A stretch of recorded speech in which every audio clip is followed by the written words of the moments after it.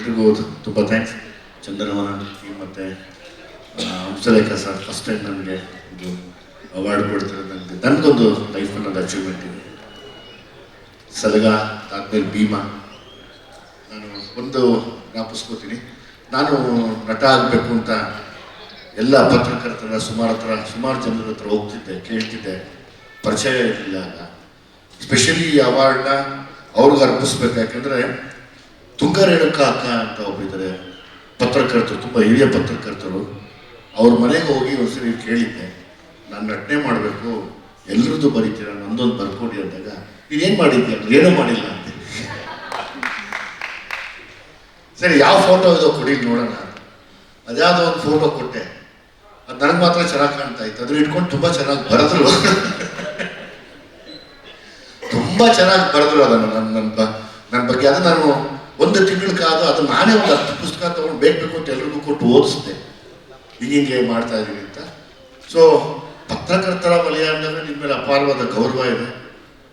ಈ ಅವಾರ್ಡ್ನ ಸ್ಪೆಷಲಿ ನಾನು ತುಂಗ ರೇಣುಕಾ ಅಕ್ಕ ಅವ್ರಿಗೆ, ನನ್ನ ತಾಯಿಗೆ, ಶಿವಣ್ಣಕ್ಕೆ, ಗೀತಕ್ಕನಿಗೆ, ಯಾಕೆಂದ್ರೆ ನಮ್ಮ ಸಿನಿಮಾದ ಅವ್ರ ಕಾರ್ಡ್ ಯಾವಾಗಲೂ ಹಾಕ್ತೀನಿ. ಮತ್ತು ಎಲ್ಲ ಪ್ರೋತ್ಸಾಹ ನೀಡಿದಂಥ ಎಲ್ಲರಿಗೂ ಖುಷಿ ಆಗುತ್ತೆ ನನಗೆ. ಮತ್ತೆ ನಾನು ನಿರ್ದೇಶನ ಅನ್ನೋದೇ ಇನ್ನೊಬ್ಬರನ್ನ ನೋಡಿ ಕಲಿದ ನಿರ್ದೇಶನ. ಅದರಲ್ಲಿ ಅವಾಗ ನನಗೆ ಚಾನ್ಸ್ ಕೊಟ್ಟಂಥ ನಾಗೇಂದ್ರ ಪ್ರಸಾದ್ ಸರ್ ಇಲ್ಲೇ ಇದ್ದಾರೆ. ಅಂಬಿ ಅಂತ ಒಂದು ಸಿನಿಮಾಗೆ ಎಲ್ಲ ನಿರ್ದೇಶಕರನ್ನ ನೋಡಿ ನಾನು ಕಲ್ತಿರೋದು. ಮತ್ತು ನನ್ನ ಪ್ರಯತ್ನಗಳಷ್ಟೇ ಇದು. ಇನ್ನೊಂದಷ್ಟು ಪ್ರಯತ್ನ ಮಾಡಬೇಕು ಅಂತ ಆಶೀರ್ವಾದದಿಂದ ಕಾಯ್ತಾ ಇದ್ದೀನಿ. ನನಗೆ ಗಣೇಶನಿಗೆ ಕೊಟ್ಟಾಗ ಒಂದೇ ಖುಷಿ ಆಯಿತು, ಇವತ್ತು ದುನಿಯಾ ಮುಂಗಾರು ಮಳೆ ತೊಗೊಂಡಷ್ಟು ಖುಷಿಯಾಗಿದೆ ನಮಗೆ.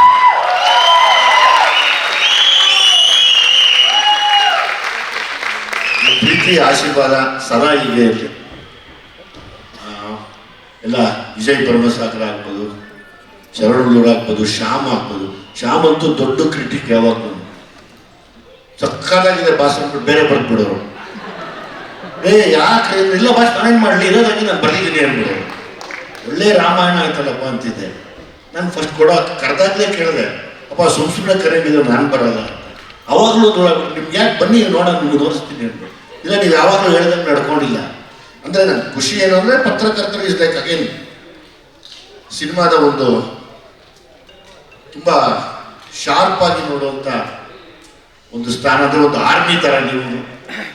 ನನಗೆ ಒಂದು ಅನ್ನಿಸ್ತು ಕೊನೆಯಲ್ಲಿ, ಪರವಾಗಿಲ್ಲಪ್ಪ, ದೇವರಿದ್ದಾನೆ, ಅವಾರ್ಡ್ಗೂ ದೇವರಿದ್ದಾನೆ ಅಂತ. ಸುಮಾರು ಅವಾರ್ಡ್ಗಳು ಬರಲಿಲ್ಲ.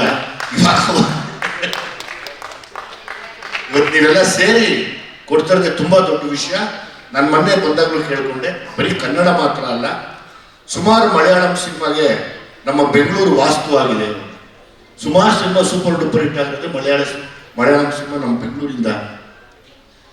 ತಮಿಳು, ತೆಲುಗು, ಮಲಯಾಳಂ ಎಲ್ಲ ಭಾಷೆಗೂ ಅವಾರ್ಡ್ ಮಾಡಿ ಅವ್ರು ಬರದೇ ಇದ್ರೂ ಪರವಾಗಿಲ್ಲ, ಕೊಟ್ಟು ಕಳಿಸಿ ಅವ್ರಿಗೆ. ಯಾಕಂದರೆ ಪತ್ರಕರ್ತರು ಮಾಡೋದೇ ದೊಡ್ಡ ವಿಷಯ, ತುಂಬ ದೊಡ್ಡ ವಿಷಯ.